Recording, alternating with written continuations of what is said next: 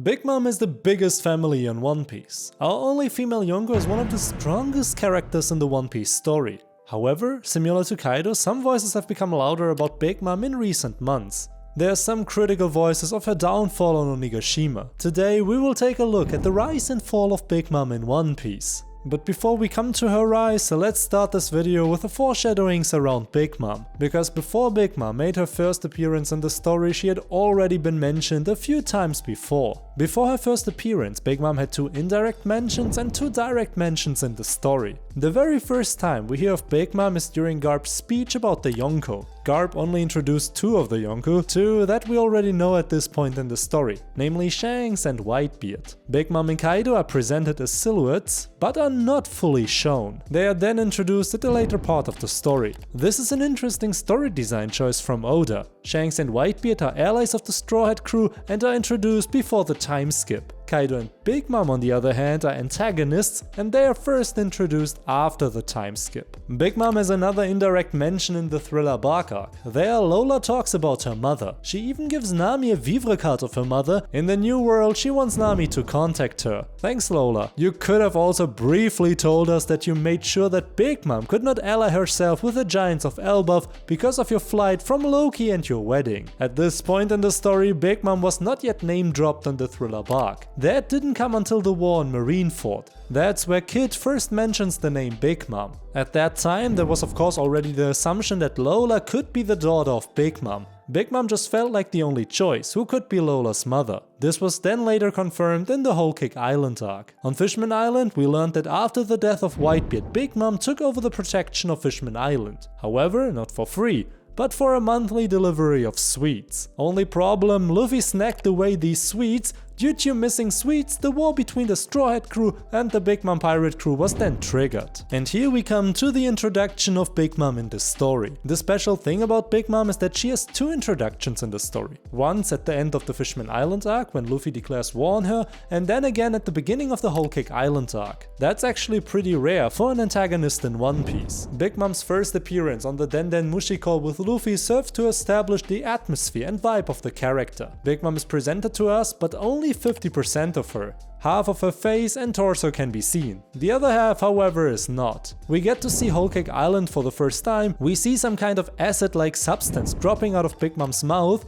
we see Pudding with a third eye, everything looks like something of a grotesque fairy tale. Alice in Wonderland meets One Piece. Big Mom also seems to know the name Monkey D, her synapses fire, and she realizes that Luffy must be the grandson of Garp. Big Mom knows Monkey D. Garp, however, with the new context of the Rock's pirate crew, we now know why Big Mom knows Garp so well. The man was after all responsible for the demise of their former captain. Big Mom's complete reveal in the Whole Cake Island arc, however, is designed much differently. Here, Big Mom is introduced in a musical, her homies are singing and dancing.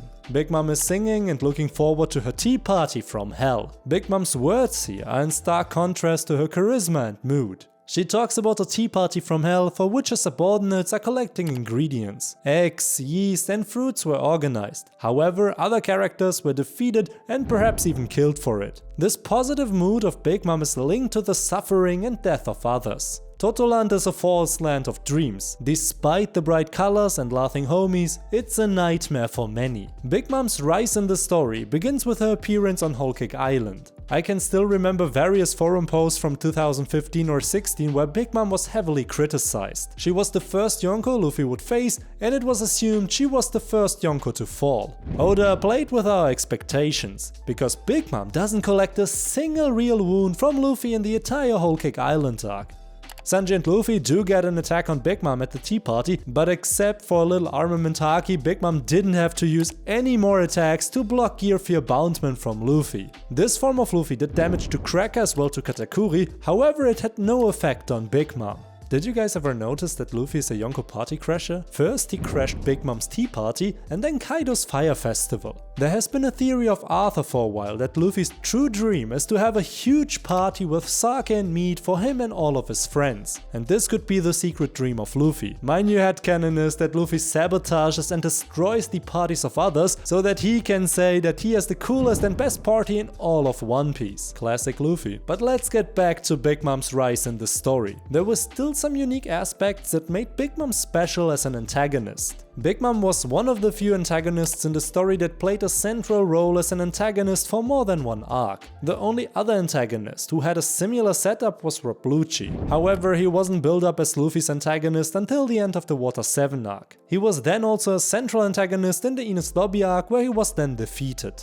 Big Mom, on the other hand, was the central antagonist of the Whole Cake Island arc, and then together with Kaido the central antagonist of the Wano Kuni arc. She did have a brief phase in the second act of Wano, where she was an ally due to her memory loss, but I will get to that in a moment. With this narrative setup, Oda actually made it clear to us that Big Mom is so powerful that one arc is not enough to defeat her. So he shows that it takes more than just one arc and half a Straw Hat crew with 2 Minks to win against her. Big Mom and Kaido were both built up as contestants for the title of the King of the Pirates, because both of them were in possession of at least one of the 5 keys to get to Laugh Tale. The 5 keys here are the 4 road poneglyphs and a person who can decipher these red relics. Big Mom had a red poneglyph, but also a daughter who was probably able to decipher this poneglyph through her third eye. At least that was something Big Mom wished for. Thus, Big Mom was already completely different from the antagonists we met earlier in this story. Only Crocodile comes to my mind, who somehow had the mindset to think big enough. I don't know if Crocodile knew about the road poneglyphs, but he was looking for one of the ancient weapons in One Piece. He also had Robin under his protection. So with Robin he had one of the keys to the One Piece, except that Robin never really intended to help Crocodile. She just wanted to get the information of the poneglyph on Alabasta. However, with Big Mom and Kaido it's a bit different. She was the first antagonist of Luffy where I felt she had the potential to reach Laugh Tale. She actually plays the King of Pirates game right. She knows what to do and she knows how to achieve it. Big Mom even had her own plan for becoming King of the Pirates. She wanted to get an army of giants on her side by marrying Loki, the Prince of Elbaf, to her daughter. According to Big Mom, this is the strongest army in the world of One Piece. With this army of giants she could easily defeat the other emperors. And her sell-off of Chiffon as Lola, Big Mom strained her relationship with the giants. They actually hate her now,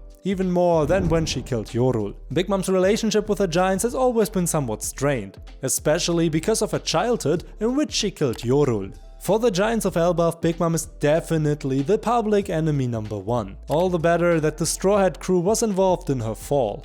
The Giants of Elbaf will probably react very positively to the Straw Hat crew, much like the Minks did on Zou. The army of the Giants of Elbaf will end up allying with the Straw Hat crew. This would give Luffy, with the Samurai of Wano, the Giants of Elbaf and his own fleet, an army to probably take on the Navy and the world government. After Luffy and his crew escape from Totoland, Big Mom simply starts chasing them a short time later. She doesn't want a wedding cake anymore, but Straw Hat Luffy's head. Luffy was probably the only pirate after Roger who managed to escape on Totoland. Big Mom's reputation was ruined by Luffy and Big News Morgan's newspaper, and she had to restore that reputation. Big Mom has her own army and she can change the weather on Totoland with her homies. In contrast to Roger, Luffy lost a friend during his escape. Pedro had to sacrifice himself to free the Straw Hat crew and the 1000 Sunny from Peros candy. You get the idea. Big Mom has not been a poorly written antagonist in the Whole Cake Island arc. She was built more like a boss character that our hero isn't supposed to win against. A bit like Haishin from Yu-Gi-Oh! Forbidden Memories.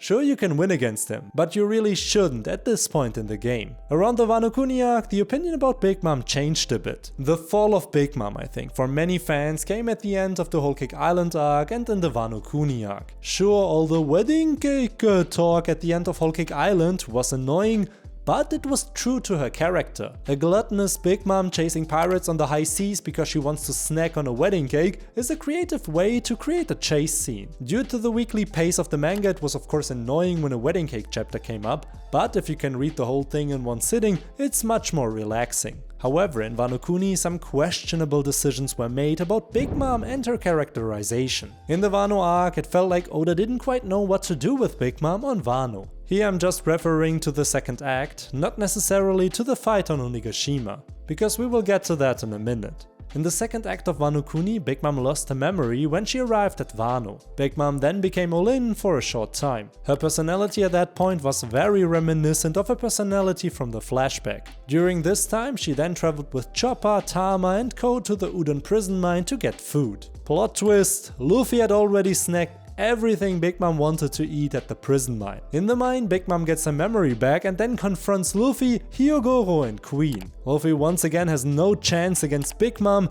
but Queen manages to knock Big Mom out with a headbutt. And then he transports her to Onigashima. So far so good. This whole memory loss theme just seemed incredibly random and very fitting for the narrative structure that was needed. Big Mom is supposed not to go on a wedding cake tantrum again in the second act of the Wano story, so Oda needed her to be a relaxed all-in. The problem with this memory loss is that it only serves as a story device in the end.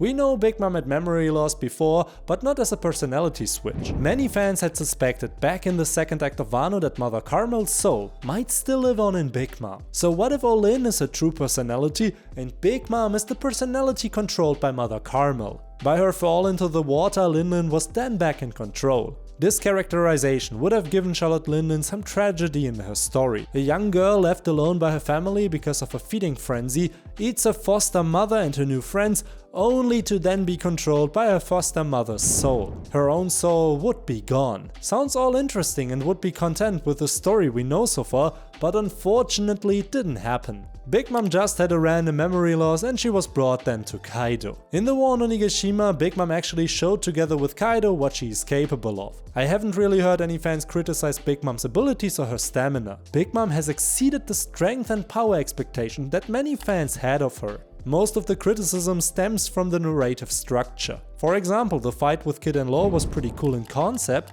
However, what was criticized a bit was the lack of personal build-up with Kid and Law. With Kid, I can still kind of forgive it because Kid attacked Totoland. Law, on the other hand, had no real point of contact with Big Mom before the war on Onigashima. His target was actually Kaido. That's why I found it a bit suspicious that Kid and Law confronted Big Mom at the end. Of course, that's complaining on a high level. The fight was staged pretty cool, and the awakening of Law and Kid was also interesting as well. Finally, we have to talk about Big Mom's Mother Mode. This awesome mode was activated by Linlin after the plot required her to help fight Page 1 and Ulti. Tama was attacked by the two Tobiroppo and Linlin of course had to help her little friend. Why? Because Tama is a kid after all and she gave Big Mom food. This random mother mode plot was actually pretty annoying. In and of itself, this act is pretty sweet and would make Big Mom more human.